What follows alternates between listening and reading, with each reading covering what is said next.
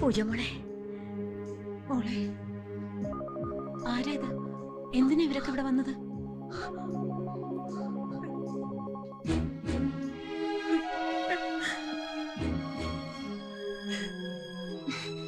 ഒരു ശല്യങ്ങൾ കയറി വന്നോളും.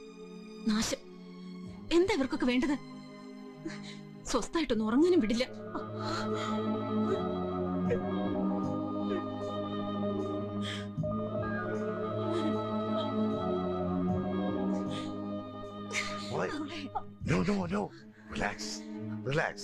ഉറങ്ങിക്കോ, ആരും ശല്യപ്പെടുത്തില്ല.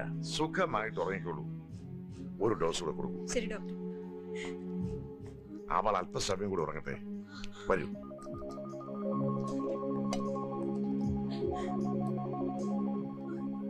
വിളവെടുപ്പിന്റെ കാല കൊടകന്റെ സമൃദ്ധി ഒക്കെ നഷ്ടമായെങ്കിലും സമൃദ്ധിയുടെ ആ പഴയ കാലം ഓർക്കുമ്പോ മനസ്സിൽ നിറയുന്നൊരു മുഖമുണ്ട്. അറിയോ, മരിച്ചിട്ടും ഇപ്പോഴും ഈ നെഞ്ചിൻ കൂടിൽ ജീവിക്കുക എന്റെ ചങ്ങാതി. ആ ചങ്ങാതര മോൾക്ക് ഈ കൊടകന്റെ മണ്ണിൽ ഒന്നും സംഭവിക്കില്ല. അതെ, ഒക്കെ വന്നു പെട്ടു. ഇനി അതോർത്ത് വിഷമിച്ചിട്ട് കാര്യമില്ല. ആരെ അറിയിക്കാതെ എന്തിനു വേണ്ടി എന്റെ മോൾ ഇതെല്ലാം സഹിച്ചത്? അതോർക്കുമ്പോഴാ. അരുതാത്തതൊന്നും ചെയ്തില്ലല്ലോ എന്ന് സമാധാനിച്ചാ മതി. ബോധമില്ലാതെ കിടപ്പ് കാണുമ്പോ പേടിയാവുക. ഒരു ന്യൂറോട്ടിക് മറവി, അത്രേ ഉള്ളൂ. സ്വസ്ഥതയാണ് അവർക്ക് ഇപ്പൊ ആവശ്യം. ഈ വിവരം നാട്ടിൽ പോലും ആരും പറയണ്ട.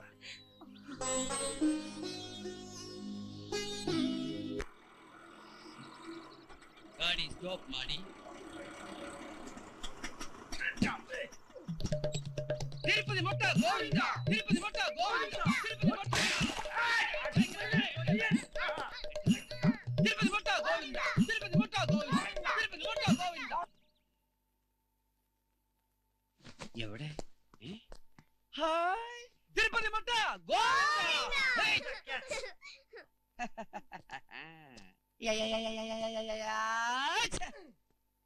ഈ കുട്ടിക്ക് വേണ്ടി നേർന്ന നേർച്ച മുട്ട ഏത്? ഒന്ന് നേരി കാണിക്കാൻ കൊണ്ടുവന്നതാ. മോളി കിടപ്പ് കണ്ട എന്തൊരു പാവ ബില്ലാന്തി. അമ്മ അമ്മുമ്മ, അശായി അമ്മ അമ്മുമ്മ അല്ലേ? നല്ല ബെസ്റ്റ് മോളാ. ഇതിന്റെ ഒരു വിത്ത് കിട്ടോ? ഞങ്ങളുടെ ഈ സൈസ് ഇല്ല. ഇവളെ വെറുതെ നടന്ന എന്നെ കാശ് കൊടുത്ത് തല്ലിച്ചവളാ.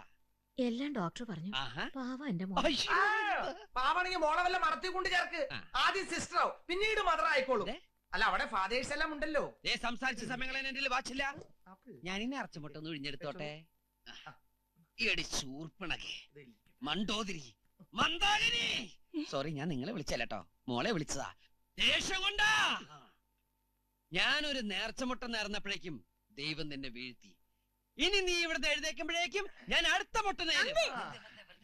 അതിലും നീ വീഴും. ഇതുപോലെ കിടക്കും. അവിടെ നിന്ന് എഴുന്നേക്കുമ്പോ ഞാൻ അടുത്ത മുട്ട നേരും. അതിലും നീ വീഴും. അവിടെ നിന്ന് സുഖമായിട്ട് അടിക്കുമ്പോ ഞാൻ ഇവന്റെ വേണ്ട.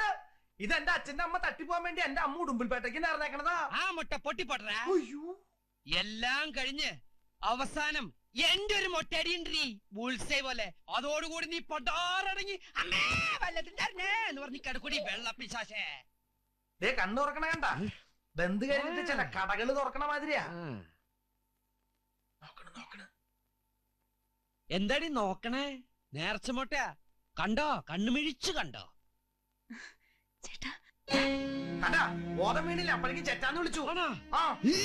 എന്താ ചേട്ടാ ഇത്? ചേട്ടനാ? ആര്? നല്ല ആളാ. കിടന്നോളൂ, ഇപ്പൊ വരാന്ന് പറഞ്ഞു പോയതാ. ആ ഡോക്ടർ, എനിക്കിപ്പോ ഒരു കുഴപ്പമില്ല. ഞാൻ പരിചയപ്പെടുത്തിയില്ലല്ലോ, ഇതെന്റെ ഭർത്താവാ. ഇതെന്റെ മക്കളാ. ഈ കുരങ്ങനില്ല കേട്ടോ. എന്റെ മോള്, ഓ എന്റെ പൊന്നുമോള് പേടിച്ചു പോയോ? അമ്മയ്ക്ക് ഒന്നുമില്ലടാ. കണ്ട അപ്പോഴേക്കും മുട്ട കണ്ടില്ലേ ഡോക്ടർ? ഇതാ സ്വഭാവം. എനിക്കൊന്ന് തല ഇറങ്ങിയാ മതി, അപ്പോഴേക്കും നേരും. പക്ഷെ സ്നേഹം കൊണ്ടാ. ബോധം പോണതിന് മുമ്പ് ചേട്ടനെ കൊണ്ട് ലോകനാർക്കാവിൽ ശയനപ്രദർശനം നടത്താൻ നേർന്നിട്ടുണ്ട്. ശയനപ്രദർശന എന്നെ കിട്ടുന്നില്ല, നിന്റെ അച്ഛനെ കൊണ്ടേക്ക്. എന്താ ഏട്ടാ ഇത്? പിള്ളേരുടെ മുമ്പിലെ ചണങ്ങിനൊക്കെ പറയണേ. അച്ഛനെ കണ്ടല്ലേ കുട്ടികളും പഠിക്കുക. അച്ഛനാ? അമ്മ തുടക്കം മുതലേ എനിക്ക് സംശയം ഉണ്ടായിരുന്നു, നിങ്ങൾ തമ്മിൽ വല്ല ക്ലിന്റൺ മൊണീക്ക.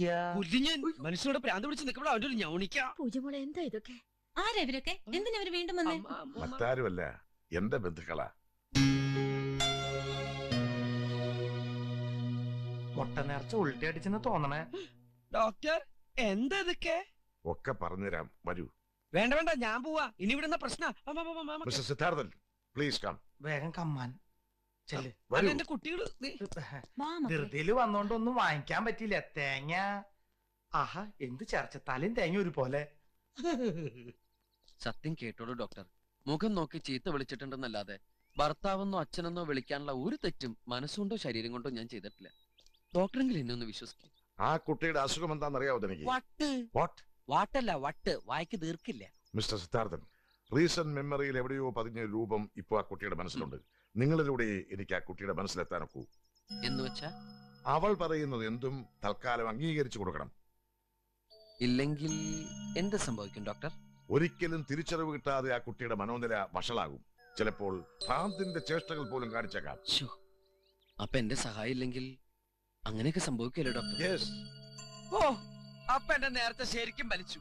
ഇനി ഇതിന്റെ പേരിൽ പടക്കം പൊട്ടിച്ച് എനിക്ക് വീണ്ടും ആഘോഷിക്കണം. മിസ്റ്റർ സിദ്ധാർത്ഥൻ, ഒരല്പം മനുഷ്യത്വം. ഇല്ല ഡോക്ടർ, എന്റെ മനുഷ്യത്വം ഹൃദയസ്തംഭനം കൊണ്ട് നേരത്തെ മരിച്ചു. അവൾക്ക് മുഴുവട്ടായി കഴുത്തിലും കാതിലും ചെമ്പരത്തിപ്പൂവും വെച്ച് ഇംഗ്ലീഷിൽ തെറിയും തുപ്പി അവൾ ഈ കൊടക് തെരുവിലൂടെ ദാ ഇങ്ങനെ തുള്ളി നടക്കുന്നത് എനിക്ക് കാണണം.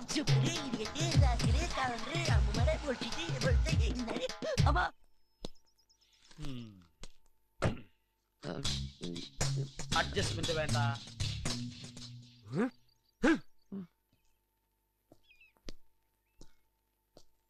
കൊള്ളാം, ഗംഭീരൻ പെർഫോമൻസ്. ഇതെന്താണെന്ന് ഓർമ്മയുണ്ടോ? Yes. ഈ കുടകിൽ വെച്ച് മാനസികമായും ശാരീരികമായും എന്ത് സംഭവിച്ചാലും അതിന് ഏക ഉത്തരവാദി താനാണ് എന്ന് സ്വന്തം കൈപ്പടയിൽ രേഖാമൂലം അവൾ എഴുതി ഏൽപ്പിച്ച പെറ്റീഷൻ. സാർ, അതിന് ഞാൻ കാരണം അവൾക്കൊന്നും സംഭവിച്ചില്ലല്ലോ. ഇതിൽ കൂടുതൽ ഇനി എന്താണ് സംഭവിക്കാനുള്ളത്? സത്യമായിട്ട് ഇതിന് മാത്രം ഞാൻ ഉത്തരവാദിയല്ല. ഓക്കെ, രാവണനെ കൊന്ന രാമനാണോ? അതെ. കംസനെ കൊന്നത് കൃഷ്ണനാണോ? അതെ. ഭഗനെ കൊന്നത് ഭീമനാണോ? അതെ. എങ്കിൽ അവളെ കൊല്ലാൻ ശ്രമിച്ചതും താനാണ്. അതെ. ആണല്ലേ? അയ്യോ, അത് ഞാനല്ല. അപ്പൊ പിന്നെ ബാക്കിയല്ല താനാണോ? അയ്യോ, അതും ഞാനല്ല. പഴയ കേസ് എന്റെ തല കെട്ടി വെക്കാൻ നോക്കല്ലേ സാറേ. സൈലൻസ്. തിരിച്ചറിവ് കിട്ടി എന്നവൾ രേഖാമൂലം താൻ ശത്രുവല്ല എന്ന് എഴുതി തരുന്നുവോ അന്നേ നിയമത്തിന്റെ ശിക്ഷയിൽ നിന്നും തനിക്ക് രക്ഷയുള്ളൂ. തിരിച്ചറിവ് കിട്ടിയാലും അവളെന്നെ ഒറ്റ കൊടുക്കും. അത് തന്റെ കയ്യിലിരിപ്പ് പോലെ ഇരിക്കും. ഈ നിമിഷം മുതൽ ഡോക്ടർ പറയുന്ന എന്തും നീ അനുസരിച്ചിരിക്കണം, അവൾ പറയുന്ന എന്തും നീ അംഗീകരിച്ചിരിക്കണം. സാർ, ഇത്രയും വലിയൊരു ശിക്ഷ എനിക്ക് തരണോ? നിനക്ക് കരുതി വെച്ച ശിക്ഷയിൽ ഇത് എത്രയോ നിസ്സാരം. ഡോക്ടറോടൊപ്പം പോകൂ. സാർ, ഞാൻ പോകാൻ. വരൂ. ഇത് ഡോക്ടറോ അത് ആരാച്ചാരോ?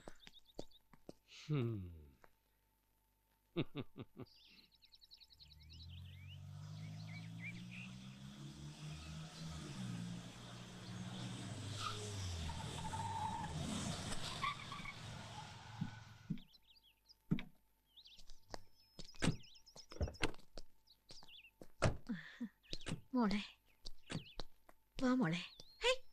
എവിടേക്കാ ഇവരെന്നെ വിളിക്കണേ? നമ്മുടെ വീട്ടിലേക്ക്. കണ്ടില്ലേ ദേ ബംഗ്ലാവ്?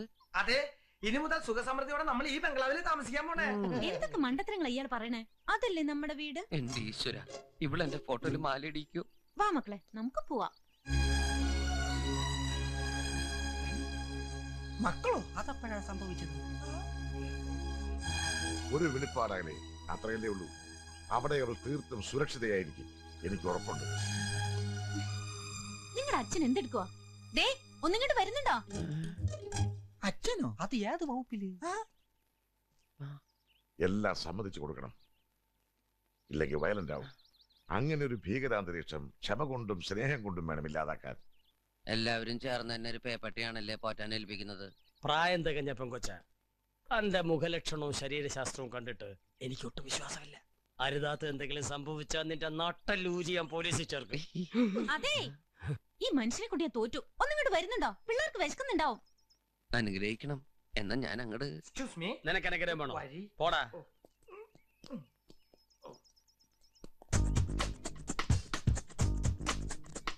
ഡോക്ടറിനോട് യാത്ര പറയാൻ മറന്നുപോയി. മോളെ ഒന്ന് പിടിച്ച്. വാ മോളെ.